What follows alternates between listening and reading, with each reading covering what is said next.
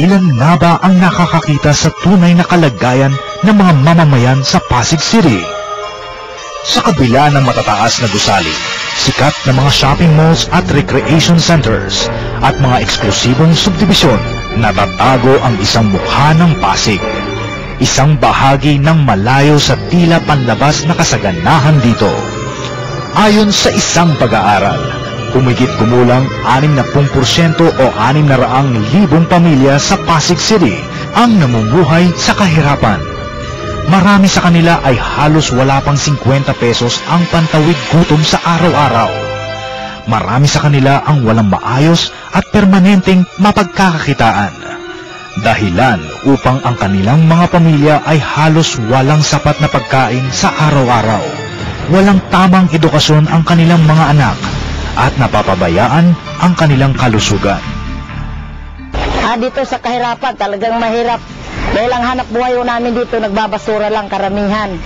Paano kami? Asan kami? Sa laki ng income ng Pasig, nasaan kami ngayon? Ang nagpapasasalang yung lahat ng mga kanyang mga alatpore. Halos 1/3 bahagi rin ng populasyon sa lungsod ang walang permanenteng matitirhan.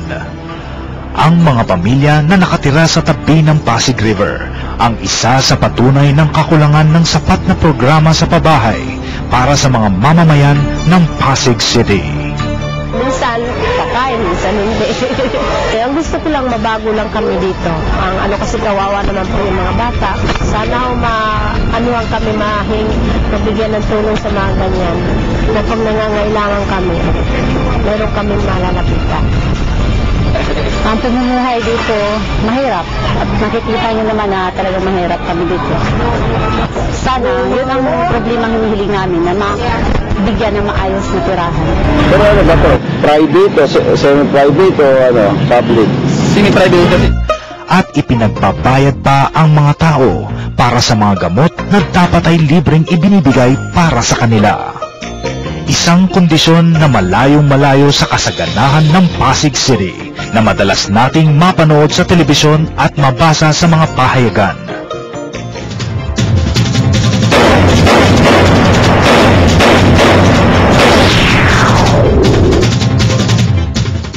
Nakalulungkot ding isipin na nitong nakaraang taon lamang, sunod-sunod na krimen ang naging dahilan upang mabansagan ang Pasig bilang crime center. Noong February 10, 2006, ni-raid ng National Police Commission o NAPOLCOM ang isang tinaguriang Shabu Tiangge sa Barangay Santo Tomas. Nagulantang ang buong bansa dahil 100 metro lamang ang layo ng lugar mula sa City Hall ng Pasig. Napag-alaman pa ng pulisya na humigit 3 taon na pala ang operasyon ng naturang Shabu Arcade. Let Colonel Medina explain why this had been happening. I will let the members of the Anti-Illegal Drugs Task Force of Pasig City and Eastern Police District explain to me why this thing happened. Why this thing happened. Why this thing happened. Maraming kabataan ang nagtutulak at gumagamit ng shabu ang nahuli sa naturang raid. Ibang tao ganun, naglalakaw, para mapasyabu, mang-hold up, hindi po mawawala din yun. Magtitinda, tao gumagawa eh. Para wala nang nagbebenta dito sa Pasig, para maintunin yung mga kabataan dito sa Pasig. Habang may nagbebenta, hindi titigil. Wala rin po umaalalay sa akin, wala akong kasamang pamilya. Kaya, bigting na rin po ako ng mapayapan. Dumating na po sa puntong naipalit ko na po ang aking katawan dahil sa bisyong yan. Natuto akong sumama dun sa isa sa mga nagbebenta sa mapayapa. Kaya eto po ako ngayon. Sira ang buhay. Mga magulang ko rin po gumagamit ng ganon. Kaya parang nahikayat din ako na gumamit nun. Kung kami nga nasa malayo sa mapayapa, nalalaman namin sila pa kayang nasa magkatabi lang, likuran lang. Imposible naman pong hindi nila alam yun. Kasi nasa likod lang nila yun. Nasa likod lang nila yun. Tawag sa amin sistemador yung mga nagbibinta. Kumuha po kami sa amo namin ng halagang 30,000 po. Tapos binibinta namin sa mga customer kasi marami pong customer sa Mapayapa eh. Sa mga 80 po kami. Mahigit. Iba po sa araw, iba rin po sa gabi. Yung kinukuha po namin halagang 30,000 na panindang tawagin, shabu. Kailangan may break namin yung sa loob ng 3 araw. Kasi buhay po namin kapatid doon. Kasi buhay po namin kapatid doon. Kasi buhay po namin kapatid doon. May kapatid doon. 5 araw lamang ang nakalilipas, dinimolish ng city government ng Pasig ang naturang Shabu Tiangge. Dahilan upang mawala ang mahalagang ebidensya na makatutulong sana sa mas mabilis na pagresolba ng kaso. Dahil dito, tinanggal mula kay Mayor Enteng Eusebio ang kapangyarihan na pamunuan ang Pasig Police Force. Siya ang kauna-unahang mayor sa Maynila na pinatawan ng ganitong parusa. Samantala, ilang matataas na politiko din sa Pasig City ang napatay sa lungsod. Kabilang na dito ang dating congressman na si Henry Lanot na binaril sa Jade Palace Restaurant habang siya'y kumakain, na sa panahon na yun ay ipinoprotesta ang kanyang mayoralty election. Noong nakaraang Disyembre lamang, pinasabog ang sasakyan ni Congressman Dodot Jaworski at hanggang ngayon ay hindi pa rin nare-resolba ang naturang krimen.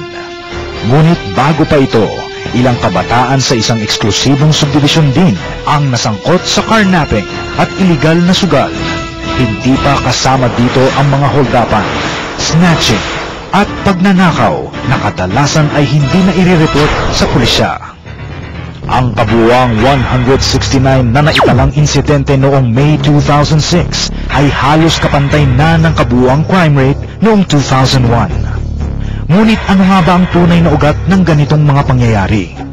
Ang sagot ay makikita lamang sa tunay na kondisyon ng Pasig City. Kahirapan na dapat sana ay matutugunan kung hindi dahil sa malawakang paggamit ng pondo ng Pasig para lamang sa sariling kapakanan.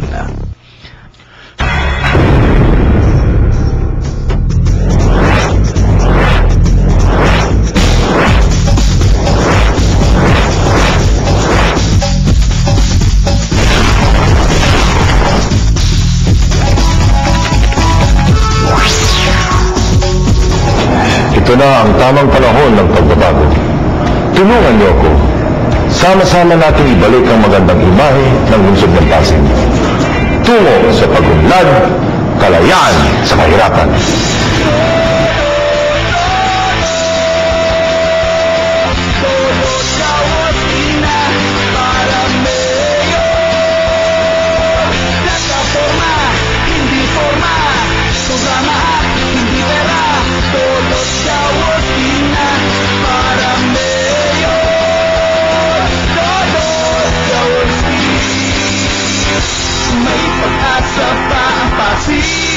Kaibigan, hanggang sino at nariyan, may kaunlaran.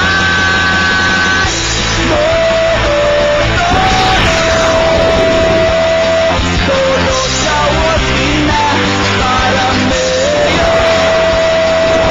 Plataforma, hindi forma, programa at hindi pera. Todo sa wasina para mayor. Sulong Pasig, Sulong Partido Pasigueño. Todo sa wasina para mayor. Plataforma, hindi forma, programa at hindi pera.